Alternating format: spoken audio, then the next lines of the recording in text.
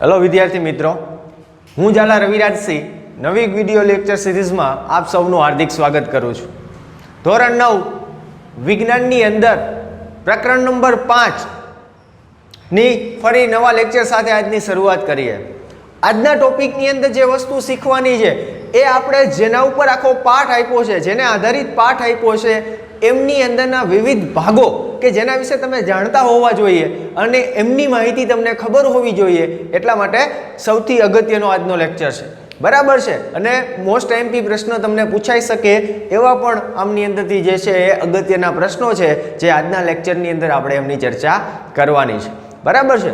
Okay, last લેક્ચરની અંદર આપણે એક કોષીય સજીવ ને બહુકોષીય સજીવ વિશે આપણે ભણ્યા હતા, પણ એમના પછી કે ભાઈ આપણે એક સામાન્ય આકૃતિ જોઈ હતી કોષની, અને એ કોષની આકૃતિમાં જોયું હતું કે ભાઈ એની અંદર વિવિધ ઘટકો હતા, એમના વિવિધ ભાગો હતા, અને જેના દ્વારા આખું કોષનું બંધારણ તૈયાર થતું હતું, એનું બંધારણીય આયોજન તૈયાર થતું હતું। તો હવે એમાં એક એક જે ઘટક રહ્યો, એક એક જે ભાગ રહ્યો, એના વિશે આજે આપણે ચર્ચા કરવાની છે, બરાબર છે। એટલે તમને પ્રશ્ન એવો પૂછાઈ શકે કે કોષ શાના બનેલા છે અને તેનું બંધારણીય આયોજન કેવું છે, એવો જો તમને પ્રશ્ન પૂછાય તો તમે કહી શકો કે કોષની અંદર વિવિધ ભાગો એટલે કે ઘટકો આવેલા છે કે જેના દ્વારા આખું કોષનું સ્ટ્રક્ચર એટલે કે બંધારણ તૈયાર થાય છે, બરાબર છે। કયા કયા ભાગો એના ઘટકો એમની અંદર આવેલા છે કોષની અંદર કે જેના દ્વારા આખું કોષનું નિર્માણ થયું? તો એમની અંદર કોષ દિવાલ, કોષ રસ પટલ, કોષ કેન્દ્ર અને કોષ રસ, આ 4 ઘટકો આવેલા છે। એમાંથી આપણે જ્યારે લાસ્ટ લેક્ચરમાં જોયું હતું કે જે સૌથી પહેલું કોષ દિવાલ જે છે એ માત્ર ને માત્ર વનસ્પતિ કોષની અંદર જ જોવા મળે છે, જ્યારે પ્રાણી કોષની અંદર કોષ દિવાલ હોતો નથી। એટલે આમ તમે જુઓ તો 3 અથવા તો તમે 4 ઘટકો કહી શકો। જો તમે વનસ્પતિ કોષની ચર્ચા કરતા હોય તો એની અંદર આ 4 ઘટકો આવેલા હોય, તમે પ્રાણી કોષની વાત કરતા હોય તો કોષ રસ પટલ, કોષ કેન્દ્ર અને કોષ રસ આવેલા હોય છે। હવે આ જે કોષની અંદર એમાં કઈ જગ્યાએ કોષ દિવાલ હોય, કઈ જગ્યાએ કોષનું કેન્દ્ર છે, કઈ જગ્યાએ કોષ રસ છે, એમની આકૃતિ આપણે લાસ્ટ લેક્ચરમાં જોઈ હતી, અને એ જ આકૃતિ અત્યારે તમે અહીંયા જોઈ શકો છો। એમાં સૌથી પહેલું જે ઘટક જે છે એ છે કોષ દિવાલ। કોષ દિવાલ કઈ જગ્યાએ છે? તો આપણે વાત કરી હતી કે જે આપણે જ્યારે સૌથી પહેલા રોબર્ટ હુકે એક આખી સૂક્ષ્મદર્શક યંત્રમાં જે કોષની રચના જોઈ અને એને મધપૂડાના નાના નાના ખાના જેવી રચના દેખાડી હતી, અને એ જે રચના જોઈ હતી એમાં નાના જે ખાનાવાળો ભાગ હતો એને કોષ કીધું હતું। તો આવા કોષનું તમે ઓબ્ઝર્વેશન કરો તો આવા 4 ઘટકો એમની અંદર હોય। એમાં સૌથી પહેલું કોષ દિવાલ, જે કોષનું સૌથી બહારનું જે આવરણ રહેલું છે એ ભાગ એટલે એ છે કોષ દિવાલ। અહીંયા તમે જે સૌથી લાસ્ટ જે લિમિટવાળી એમની જે લાસ્ટ લિમિટવાળી લાઈન તમે જોઈ શકો છો, વ્હાઇટ કલરની, સફેદ કલરના ચોકની, એ કોષ દિવાલની છે, બરાબર। જે માત્ર ને માત્ર શેની અંદર રહેલી હોય? વનસ્પતિ કોષની અંદર જ કોષ દિવાલ આવેલી હોય છે। બીજું કોષ રસ પટલ, તો એ વ્હાઇટ લાઈન પછી એટલે કે યલો લાઈન, પીળા કલરની જે તમે લાઈન જોવો છો એનું નામ આપ્યું કોષ રસ પટલ, એટલે કે કોષ દિવાલ પછી અને કોષ રસ, આ જે ગુલાબી કલરનો ભાગ રહ્યો ને એ કોષ રસ છે, બરાબર છે। એકદમ પ્રવાહી જેવો ઘટક રહેલો હોય છે, બરાબર છે, જેને કોષ રસ તરીકે ઓળખવામાં આવે। જે અંદર મેં ડ્રો કર્યું છે આ પિંક કલરનું, ગુલાબી કલરનું, એ કોષ રસ છે। એટલે કે કોષ રસથી જે ઉપરની લાઈન કહી શકાય, બહારની લાઈન, અને કોષ દિવાલથી અંદરની લાઈન, એ કોષ રસ પટલ તરીકે ઓળખવામાં આવે છે। અને લાસ્ટ ચોથું છે, બરાબર છે, સોરી, કોષ કેન્દ્ર, જે સૌથી વચ્ચેના ભાગમાં આવેલું જે એમનું કેન્દ્ર હોય, બરાબર, જે બિંદુ રૂપે તમે જોઈ શકો છો, એ કોષનું કેન્દ્ર કહી શકાય, એટલે કે કોષ કેન્દ્ર। તો આ 4 ઘટકો કોષની અંદર એમની આવી જગ્યાએ રહેલા હોય છે, બરાબર છે। એમાંથી જે સૌથી પહેલા ઘટક વિશે ચર્ચા કરીએ તો એ ઘટકનું નામ છે કોષ દિવાલ। તમને સામાન્ય 2 માર્કમાં ટૂંક નોંધ પૂછાઈ શકે, ભલે આખો પ્રશ્ન ન પૂછાય, માત્ર એવું પૂછાય કે કોષ દિવાલ વિશે ટૂંક નોંધ લખો અથવા કોષ રસ પટલ વિશે ટૂંક નોંધ લખો, તો તમે એ કોષ રસ પટલ અથવા તો કોષ દિવાલ કેને કહી શકાય, એનું મુખ્ય કાર્ય શું, એ તમે 2 માર્કની અંદર જણાવી શકો। તો સૌથી પહેલા આપણે જેના વિશે ચર્ચા કરવી છે, ઇટ મીન્સ કોષ દિવાલ। બરાબર છે. હવે જ્યારે કોષ દિવાલ શબ્દ તમારા માઇન્ડમાં આવે ત્યારે એક શબ્દ યાદ રાખવાનું કે જે માત્ર શેની અંદર જોવા મળે છે, માત્ર ને માત્ર વનસ્પતિ કોષની અંદર, જ્યારે પ્રાણી કોષની અંદર જોવા મળતી નથી. બરાબર છે. હવે આ વનસ્પતિ કોષની અંદર જે સૌથી બહારનું આવરણ જે રહેલું હોય વ્હાઇટ કલરની લાઈન એ છે કોષ દિવાલ. બરાબર છે. હવે એ જે કોષ દિવાલ બની હશે, આ વ્હાઇટ કલરનો જે આખો જે લાઈન તમે ડ્રો કરી છે એ કયા ઘટકની બનેલી હશે? તો આપણે લખ્યું છે સેલ્યુલોઝ. જો આ એમસીક્યુમાં પ્રશ્ન પૂછાઈ શકે કે ભાઈ વનસ્પતિ કોષની અંદર જે કોષ દિવાલ જે છે એ શેની બનેલી હોય છે, કયા ઘટકની? એમનું નામ છે સેલ્યુલોઝ. સેલ્યુલોઝ એ આગળ આપણે હમણાં ચર્ચા કરવાની છે નેક્સ્ટ લેક્ચરની અંદર, પણ એ એક માઇન્ડમાં યાદ રાખી લેજો કે જે સૌથી બહારનો આવરણવાળો ભાગ હોય કોષની એમને કોષ દિવાલ તરીકે ઓળખવામાં આવે છે. એ જે બનેલી હોય એ સેલ્યુલોઝની બનેલી હોય છે. કોષ દિવાલ માત્ર વનસ્પતિ કોષની અંદર જ જોવા મળે છે. ઓકે, હવે એ કોષ દિવાલનું કાર્ય શું? ભાઈ આ બધા કોષની અંદર એમની કોષ દિવાલ, બધા કોષ ઇટ મીન્સ વનસ્પતિ કોષની અંદર જે કોષ દિવાલ હોય છે એમનું મુખ્ય કાર્ય શું છે? તો એમનું લખ્યું છે કાર્ય કે તે કોષનો આકાર જાળવી રાખે છે, જે સૌથી મસ્ટ. બરાબર છે. એ જે તે કોષનો જે આકાર હશે એ આકારના નિર્માણ માટે એ કોષ દિવાલ અગત્યની હશે, મહત્વની હશે. એટલે જે તે કોષનો જે આકાર હશે ને, બરાબર છે, ગોળ હોય, અંડાકાર હોય, તો એ આધારિત જે એ દિવાલ હશે એ આકારને જાળવી રાખશે. બરાબર છે, જકડી રાખશે એ આકાર આધારિત. તો કોષનો આકાર જાળવી રાખવામાં કોષ દિવાલ સૌથી મહત્વની છે.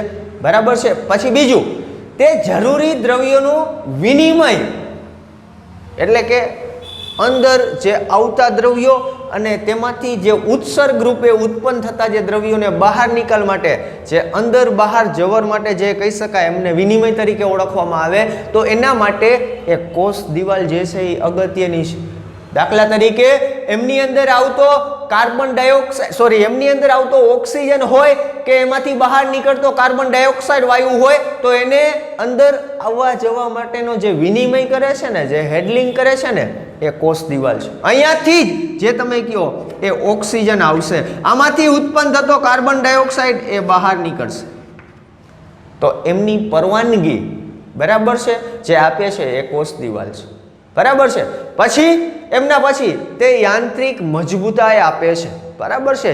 એ એટલા માટે આપણે વાત કરી કે એમનો આકાર તો જાળવી રાખે, પણ તમને ખબર છે કે રૂમ જે તે મકાન હોય તો એમની દિવાલ સૌથી મસ્ત હોય, અગત્યની હોય, કે એના દ્વારા જ જે આખું મકાન જે રહ્યું ને એ સક્ષમ ઊભું રહી શકે. બરાબર છે. તો એટલા માટે જે કોષ દિવાલ રહે એ આખા કોષને યાંત્રિક મજબૂતાઈ પૂરી પાડે છે. બરાબર છે. અને લાસ્ટ, વધુ પડતા જલ શોષણથી પણ બચાવે છે. ક્યારેક વધારે પડતા કોઈ એવા જે દ્રવ્યો હોય, બિનજરૂરી દ્રવ્યો, અથવા વધારે પડતું જ્યારે પાણી હોય ત્યારે એમાંથી જો બચવા માટે કોઈ સૌથી અગત્યનો ભાગ ભજવે કોષની અંદર, તો એ પણ કોષ દિવાલ જ છે. બરાબર છે.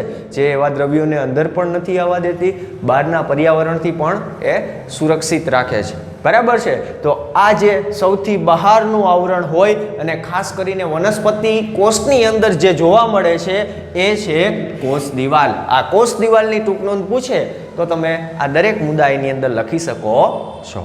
બરાબર છે. ઓકે, હવે એના પછી જે બીજો જે અગત્યનો ઘટક જેનું નામ છે કોષરસ પટલ.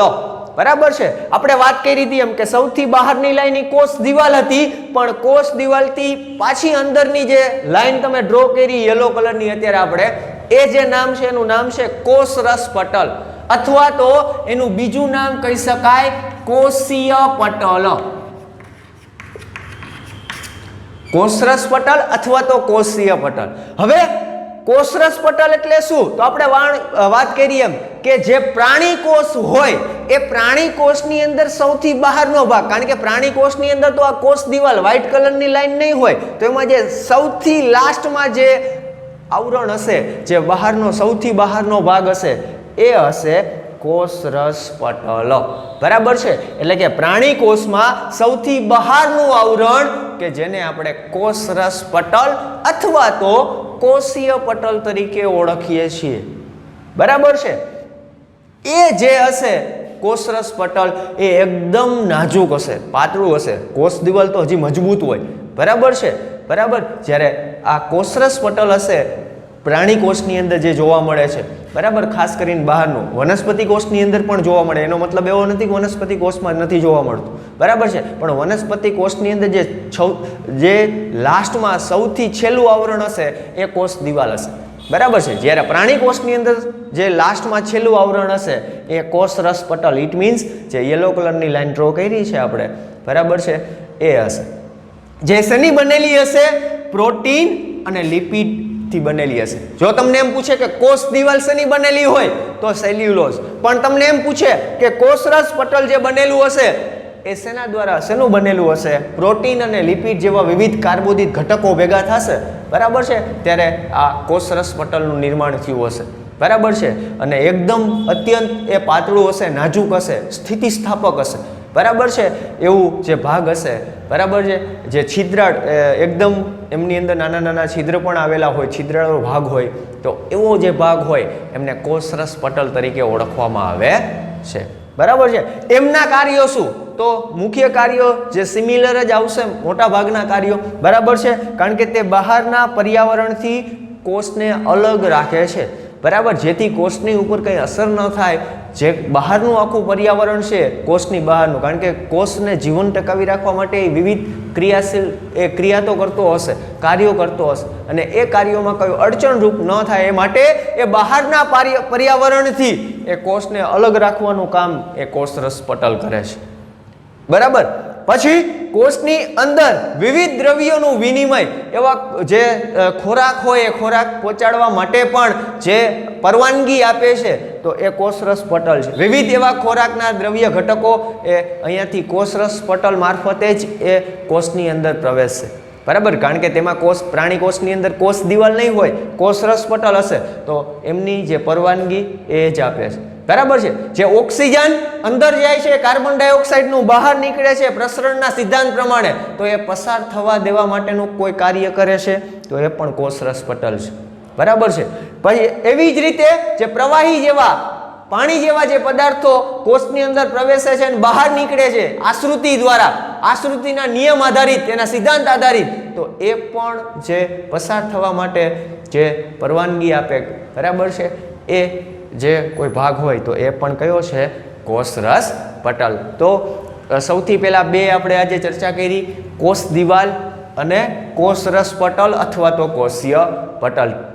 ઇટ મીન્સ જે તમે કોષની આકૃતિ અહીંયા ડ્રો કરી છે એમાં બે ઘટક વિશે ભણી ગયા. એક પેલું કોષ દિવાલ, જે માત્ર વનસ્પતિ કોષની અંદર જ જોવા મળે, જે લાસ્ટમાં સૌથી બહારનો ભાગ હોય એમને કોષ દિવાલ કહેવાય. પછી કોષ દિવાલથી અંદરનો ભાગ કહી શકાય, અને કોષરસથી બહારનો બોર્ડર ઉપરનો લાઈન જે ભાગ તમે કહી શકો એમને કોષરસ પટલ કહેવાય, જે માત્ર પ્રાણી કોષની અંદર જ હોય, બરાબર છે. પ્રાણી કોષની અંદર કોષ દિવાલ હોતી નથી, એટલે કે જે સૌથી બહારનું આવરણ પ્રાણી કોષમાં હશે એ કોષરસ પટલ હશે, બરાબર છે. તો એમના દરેક જે કાર્યો હતા એ પણ મુખ્ય સિમિલર, દ્રવ્યોનું ઘટકનો વિનિમય કરે છે, જે બહારથી અંદર આવે, અંદરથી બહાર જાય, એમનું આખું જે નિયમન, એમનું જે સંચાલન જે છે એ કોષ દિવાલ અને જે તમે કહો એ કોષરસ પટલ મારફતે થાય છે. હવે જે બીજા બે આપણે આજે ભણવા છે એમાંથી ત્રીજા ઘટક વિશે ચર્ચા કરીએ, કોષ કેન્દ્ર. ઓકે, તો હવે જે આપણે ત્રીજો જે સૌથી અગત્યનો કોષનો ભાગ કહી શકાય, બરાબર છે, એમના વિશે સ્ટડી કરવાનું છે, જેનું નામ છે કોષ કેન્દ્ર. આપણે હમણાં જ જોયું કોષ દિવાલ જોયું, બરાબર છે, જે કોષની સૌથી બહારનો ભાગ હોય, સૌથી લાસ્ટમાં લાસ્ટ વ્હાઇટ કલરની બોર્ડર દોરી હતી એ કોષ દિવાલ છે, માત્ર વનસ્પતિ કોષની અંદર જોવા મળે, આપણે એવું કીધું હતું. પછી હતું કોષરસ પટલ, જે વનસ્પતિની અંદર તો જોવા મળશે, બરાબર છે, પરંતુ માત્ર જે તમે કહો કે પ્રાણી કોષની અંદર એ લાસ્ટમાં હશે, છેલ્લે હશે, કારણ કે પ્રાણી કોષની અંદર કોષ દિવાલ નથી હોતું, એમાં લાસ્ટમાં કોષરસ પટલ હોય છે, જે આપણે યલો કલરની લાઈન ડ્રો કરી છે એ. હવે જે ત્રીજો સૌથી અગત્યનો ભાગ વિશે ભણવું છે એનું નામ છે કોષ કેન્દ્ર, બરાબર છે. જે સૌથી અગત્યનું, જે વચ્ચેનો તમે જે ભાગ કહી શકો છો, જે મેં વ્હાઇટ રાઉન્ડ દોર્યું છે એ છે કોષ કેન્દ્ર, બરાબર છે. હવે આ કોષ કેન્દ્રનું સૌથી અગત્યનું કાર્ય, એની વ્યાખ્યા મેં અહીંયા લખી છે કે પ્રત્યેક કોષની મધ્યની નજીકમાં આવેલું બિંદુને કોષ કેન્દ્ર કહે છે. જે તમે કોષ હોય, તમે સૂક્ષ્મદર્શક યંત્ર વડે તમને પ્રવૃત્તિ પણ આપી છે. ગાલનો કોષ તમારા જે આઈસ્ક્રીમનો જે ચમચો હોય એમના ગાલમાં ઘસી, બરાબર, એમને ગાલમાં ઘસી અને પછી એમાં જે દ્રવ્ય હોય એને એક સ્લાઇડમાં મૂકી અભિરંજક તરીકે તમે મિથિલિન બ્લુ વાપરી શકો અને પછી ધ્યાનથી અવલોકન કરશો તો બુકની અંદર તમને આપ્યું છે કે એમાં વચ્ચેના ભાગમાં તમને એવું જે બિંદુ દેખાય છે એ બિંદુ એટલે એ હશે કોષ કેન્દ્ર. બરાબર છે. જે કોષ કેન્દ્રનું સૌથી અગત્યનું કાર્ય, કારણ કે આપણે વાત કરી હતી કે ભાઈ વાયુનું વિનિમય થઈ, ઓક્સિજન અંદર આવે છે, કાર્બન ડાયોક્સાઇડ બહાર નીકળે છે, બરાબર, વિવિધ જે પ્રવાહી હોય એ ઘટકો અંદર જાય છે, ખોરાકના જે ઘટકો હોય ધીમે ધીમે ત્યાં પહોંચે છે, પણ એ અહીંયાથી તો પહોંચશે તો ખરા પણ એ લાસ્ટમાં કેન્દ્ર સુધી પહોંચે છે. તો ઇટ મીન્સ કેન્દ્ર એ સૌથી અગત્યનો ભાગ હશે કોષની અંદર, જેની ક્રિયા, જેનું યોગદાન એ સૌથી અગત્યનું હશે કોષને જીવંત રાખવા માટે, એનું જીવન ટકાવી રાખવા માટે. બરાબર છે.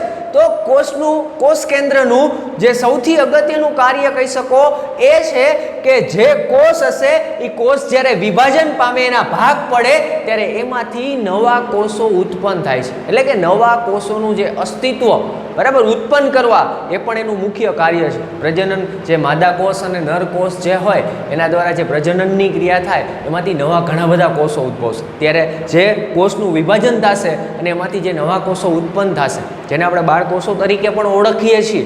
બરાબર છે. તો એક એનું મુખ્ય એ કાર્ય કહી શકો. આ ઉપરાંત વિવિધ દ્રવ્ય ઘટકોનો જે કેન્દ્ર સુધી પહોંચાડવામાં પણ જે સૌથી અગત્યનો ભાગ કહી શકાય. બરાબર કે ત્યાં, અને એની જે આપણે જે કોષ કેન્દ્રની વાત કરીએ છીએ ત્યારે સાથે સાથે એ પણ યાદ રાખવું જોઈએ કે એમની અંદર જે આપણે એકદમ નજીક કહી શકાય એમાં જે તમે ભણશો આગળ તે કે સૌથી વધારે મસ્ટ તમે જ્યારે ભણો છો ને ત્યારે કે આપણી જે જનીનિક જે આપણે કહી શકાય ને ડીએનએ, બરાબર છે. તો એ ડીએનએ ધરાવતો જે ભાગ હોય એને આપણે રંગસૂત્ર તરીકે ઓળખીએ છીએ. બરાબર. તો એ આખી જે પ્રોસેસ ક્રિયા જે રહે એમના આભારી હોય, કેન્દ્રને, કોષ કેન્દ્રને આભારી. તો એ પણ એમનું મુખ્ય કાર્યના સલગ કોર્ડિનેટ આપણે એમનું કાર્યને ગણી શકાય. બરાબર છે. તો એ એમના મુખ્ય કાર્ય છે. પરંતુ જે સજીવો જે છે એ સજીવોની અંદર જ્યારે એમના કોષનું ઓબ્ઝર્વેશન કરતા હતા, અવલોકન કરતા હતા, ત્યારે એમને જોયું કે ભાઈ વચ્ચેના ભાગને કેન્દ્ર કીધું એ વાત સાચી છે, પરંતુ એ કેન્દ્ર જે તમે કહો એની અંદર અમુક એવું જોવા મળ્યું કે ભાઈ અમુક જે સજીવોના કોષ જોયા ને તો એમનું જે કેન્દ્ર હતું ને એટલું વિકસિત નહોતું. બરાબર. એનો વિકાસ એટલો નહોતો થયો. બરાબર છે. જ્યારે અમુક એવા સજીવો હતા કે જેનું કેન્દ્ર વિકસિત હતું, એનો વિકાસ થયો હતો. બરાબર છે. તો જે અલ્પ વિકસિત હતું, એટલું વિકસિત નહોતું, તો એવા કયા હતા તેનું તમને એના ઉપરથી સજીવોના બે જે પ્રકાર આપી દીધા છે. એ સૌથી આઈએમપી પ્રશ્ન પણ કહી શકાય. બરાબર. કોષ કેન્દ્રના આધારે કોષનો પ્રકાર એવું તમને સમજાવવાનું કે ત્યારે તમે કહી શકો કે ભાઈ બે પ્રકાર છે. એમાં એક છે એમનું નામ છે આદિ કોષ કેન્દ્રી કોષ અને બીજાનું નામ છે સુકોષ કેન્દ્રી કોષ. બરાબર છે. તમે એમ કહો સાહેબ આ કાંઈ સમજાણું નહીં. જો કોષની અંદર વચ્ચેના ભાગમાં કેન્દ્ર આવેલું હોય છે, બરાબર, પણ જે સજીવની અંદર એમનું જે કેન્દ્ર હશે એ વિકસિત થયું હશે. બરાબર છે. અને વિકસિત થયું હશે તો એની નજીકમાં ઘણી બધી એવી અંગિકાઓ આવેલી હશે. જ્યારે અમુક એવું કેન્દ્ર હશે કે જે વિકસિત નથી તો એમાં એ અંગિકાઓનો અભાવ હશે. બરાબર છે. તો અંગિકાઓનો જેનો અભાવ હોય, એ કેન્દ્ર એટલું વિકસિત નથી, એવા જે સજીવો હોય ને એને આદિ કોષ કેન્દ્રી કોષ ધરાવતા સજીવો કહી શકાય. બરાબર છે.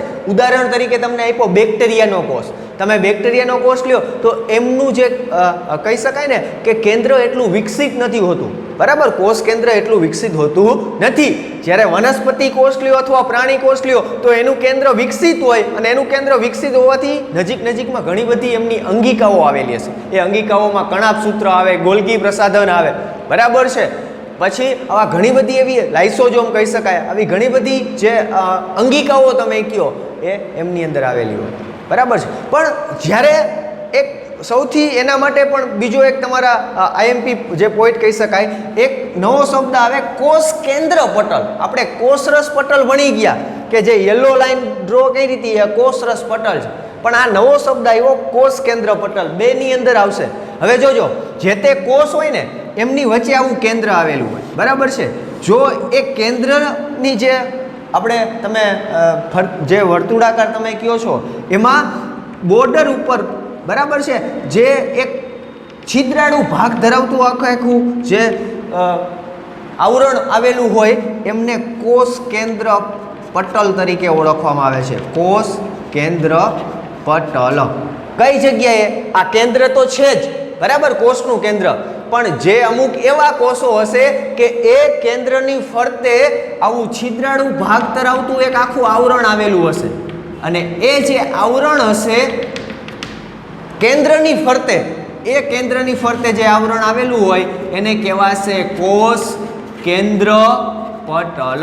અને હંમેશા યાદ રાખવાનું કે કોષ કેન્દ્ર પટલ એટલે કે કેન્દ્રની ફરતે જેવો છિદ્રાળાકાર જે આખો ભાગ આવેલો હોય, બરાબર છે, એ ભાગ એટલે કોષ કેન્દ્ર પટલ. અને કોષ કેન્દ્ર પટલ હંમેશા જે કોષનું જે કોષ કેન્દ્ર વિકસિત થયેલું હશે એની અંદર જ જોવા મળશે. ઇટ મીન્સ સુકોષ કેન્દ્રી જે કોષ હશે, જેને ઇંગ્લિશમાં યુકેરિયોટિક કોષ તરીકે ઓળખવામાં આવે છે, જેની અંદર કોષ કેન્દ્ર પટલની હાજરી હશે. એટલે કે એવા જે કોષ હશે ને, વનસ્પતિ કોષ કે પ્રાણી કોષ, તો એની ફરતે કેન્દ્રની ફરતે આવું છિદ્રાકાય જે તમે કહો એક આખું આવરણ આવેલું હશે, એ આવરણ એટલે એ કહેવાશે કોષ કેન્દ્ર પટલ, બરાબર છે. એ કોષ કેન્દ્ર પટલ, બરાબર છે. જે શેનું બનેલું હશે? ન્યુક્લિયક એસિડ અને પ્રોટીન, એ બંનેનું જે છે એ બનેલું હશે, બરાબર છે. અને સાથે સાથે એ કેન્દ્ર કેવું હશે? વિકસિત હશે. જે કેન્દ્ર વિકસિત હોય એ હંમેશા સુકોષ કેન્દ્રી કોષ હોય, બરાબર છે. જ્યારે આદિકોષ કેન્દ્રી કોષનું જે કેન્દ્ર વિકસિત થયેલું હોતું નથી, એટલે કે અલ્પ વિકસિત હશે, તો એવા કેન્દ્રને અહીંયા પ્રાથમિક કોષ કેન્દ્ર તરીકે પણ ઓળખવામાં આવે. તમને એવું કોઈ પૂછે કે ભાઈ પ્રાથમિક કોષ કેન્દ્ર શેની અંદર હોય? તો આદિકોષ કેન્દ્રી કોષની અંદર. કારણ શું કામ? તો તમે કહી શકો કે એમનું કેન્દ્ર એટલું વિકસિત હશે નહીં, બરાબર છે. પછી કોષ કેન્દ્ર પટલ તેમાં હોતું નથી, એટલે કે કેન્દ્રની ફરતે જે આવો છિદ્રાળુ ભાગ ધરાવતું જે આવરણ હોય, બરાબર છે, એ હશે એ કોષ કેન્દ્ર પટલ હશે, જે આદિકોષ કેન્દ્ર કોષની અંદર હોતું નથી. આદિકોષ કેન્દ્રી કોષનું જે કેન્દ્ર છે જે બનેલું હશે એ ન્યુક્લિયક એસિડનું જ બનેલું હશે. જ્યારે આની અંદર આપણે વાત કરી ન્યુક્લિયક એસિડ પ્લસ પ્રોટીન હતું, જ્યારે આદિકોષ કેન્દ્રી કોષનું જે આખું બનેલું હશે કોષ કેન્દ્ર, એ હશે ન્યુક્લિયક એસિડ, જેને આપણે ન્યુક્લિયોઇડ તરીકે પણ ઓળખીએ છીએ, બરાબર છે. જો એ આદિકોષ કેન્દ્રી કોષ અલ્પ વિકસિત છે, એટલે કે એટલું વિકસિત નથી, ઇટ મીન્સ એમની અંદર વિવિધ અંગિકાઓ, જે હમણાં જ આપણે આના પછીના લેક્ચરમાં ભણવાની છે, લાઇસોઝોમ, કણાભસૂત્ર, ગોલ્ગી પ્રસાધન જેવી જે અંગિકાઓ હશે, અંતઃકોષ રસજાળ, એ આદિકોષ કેન્દ્રી કોષમાં હોતી નથી. એનું તમને કોઈ ઉદાહરણ પૂછે કે આદિકોષ કેન્દ્રી કોષ એટલે કયો કોષ? તો જે બેક્ટેરિયાના જે કોષ રહ્યા એ કયા કોષ કહેવાશે? આદિકોષ કેન્દ્રી કોષ. જ્યારે સુકોષ કેન્દ્રી કોષની અંદર આપણે વાત કરીએ એમ એના કાર્યમાં કે એ પ્રજનનની જે દ્વારા નવા કોષોનું જે અસ્તિત્વ ધરાવે છે, બરાબર. અને એ જ્યારે આપણે વાત કરી કે જ્યારે કોષ વિભાજન થાય, કોષના ભાગ પડે, અને કોષના ભાગ પડે ને ત્યારે એ જે ભાગ પડે ને ત્યારે એની અંદર જે વસ્તુ જોવા મળે છે સળિયા જેવી, બરાબર છે, એ જે સળિયા જેવી જે રચના તમે જોઈ શકો છો, બરાબર છે. એ સળિયા જેવી રચનાને રંગસૂત્રો કહેવાય. શેના તરીકે ઓળખવામાં આવે છે? રંગસૂત્રો. અને એ રંગસૂત્રની અંદર જે ભાગ આવેલો હોય એ ભાગને આપણે DNA તરીકે ઓળખીએ છીએ. શેના તરીકે ઓળખીએ? DNA, જેનું ફૂલ ફોર્મ થશે ડીઓક્સીરીબોઝ ન્યુક્લિયક એસિડ, બરાબર છે. ફરીથી આ નવો પોઈન્ટ તમને લાગશે કે ભાઈ આ આપણે વાત કરી ન્યુક્લિયક એસિડ ને પ્રોટીનનું બનેલું હોય, એ વાત સાચી છે, વિકસિત છે, બરાબર છે. એમની અંદર વિવિધ અંગિકાઓ પણ આવેલી છે, પણ આ જે કોષ કેન્દ્ર જે છે એ પ્રજનન જે તમે કહો એમની પણ ક્ષમતા ધરાવે છે, બરાબર. એ કોષનું વિભાજન થાય ત્યારે જે એની અંદર રંગસૂત્રને આધારે એક સળિયા જેવી રચના જોવા મળશે. એ જે સળિયા જેવી રચના જોવા મળે એ રંગસૂત્રો હશે, અને એ રંગસૂત્ર ધરાવતો જે દ્રવ્યવાળો ભાગ હશે, બરાબર છે, એને આપણે DNA તરીકે ઓળખીએ છીએ, જેનું ફૂલ ફોર્મ થશે ડીઓક્સી રિબોઝ ન્યુક્લિયક એસિડ, જે આરએનએ માંથી બને છે ડીએનએ, બરાબર છે. જે અને આપણે કહી શકાય કે ભાઈ તમે એમ કહેશો કે એ કેવી રીતે, આપણા બધાના જે ડીએનએ હોય એ આપણા જે વારસાગત આપણા જે વડીલો હોય એમાંથી આપને ડીએનએ મળતા હોય, બરાબર છે. તો એ ડીએનએ જે છે એ પૂર્વ અસ્તિત્વ ધરાવતા જે કોષોમાંથી જ એ આખી જે શૃંખલા જે રહે એ મળતી આવતી હોય, બરાબર. એના અનુગામી જે લક્ષણોની માહિતી જે રહે એ એમાંથી મળતી હોય. તો રંગસૂત્રોના દ્રવ્યના ભાગરૂપે એમની અંદર જે તમે કહો એ ડીએનએ કેની અંદર સુકોષ કેન્દ્રી કોષ, કે જે એમનું કોષ કેન્દ્ર વિકસિત થયેલું હોય એવા જે કોષોની અંદર આ વસ્તુ જોવા મળે છે, બરાબર છે. પછી ડીએનએના જે તમે ટુકડા કરો તો એ ટુકડાને આપણે જનીન તરીકે ઓળખીએ છીએ, બરાબર છે. વિવિધ અંગિકાઓની જે હાજરી તમે કહો એ આમની અંદર રહેલી હોય છે. તમને કોઈ પૂછે કે એમના ઉદાહરણ આપો તો તમે કહી શકો વનસ્પતિ કોષ અને પ્રાણી કોષ, બરાબર. એ સુકોષ કેન્દ્રી કોષ, ઇટ મીન્સ યુકેરિયોટિક કોષ તરીકે એમને ઓળખવામાં આવે છે, જ્યારે આદિકોષ કેન્દ્રી કોષને પ્રોક્રિયોટિક કેસ તરીકે ઓળખવામાં આવે છે, બરાબર છે. જે સૌથી અગત્યનો અને સમજવા જેવો પણ આમાં એક નવો શબ્દ આવ્યો એ તમારે ખાસ યાદ રાખવો પડશે, જેનું નામ છે કોષ કેન્દ્ર પટલ. જો કોષરસ પટલ આવી ગયો તો, બરાબર. કોષરસ પટલ એટલે તો કોષરસની બાજુમાં અને કોષ દિવાલથી વચ્ચે જે આપણે યલો લાઈન ડ્રો કરીને કોષરસ પટલ કહેવાય, પણ કોષ કેન્દ્ર પટલ ઇટ મીન્સ કેન્દ્રની ફરતે જે છિદ્રાળુ ભાગ ધરાવતું એક આખું આવરણ આવેલું હશે એ ભાગને કોષ કેન્દ્ર પટલ કહેવાય. અને કોષ કેન્દ્ર પટલ હંમેશા કયા કોષની અંદર જોવા મળે? સુકોષ કેન્દ્રી કોષ. સુકોષ કેન્દ્રી કોષ એટલે એ કેવો કોષ હશે? વિકસિત હશે, બરાબર છે. શેનો બનેલો હશે? ન્યુક્લિયક એસિડ અને પ્રોટીનનો બનેલો હશે. આ ઉપરાંત એની અંદર જે તમે કહો રંગસૂત્રો હશે એ એમની અંદર જોવા મળશે.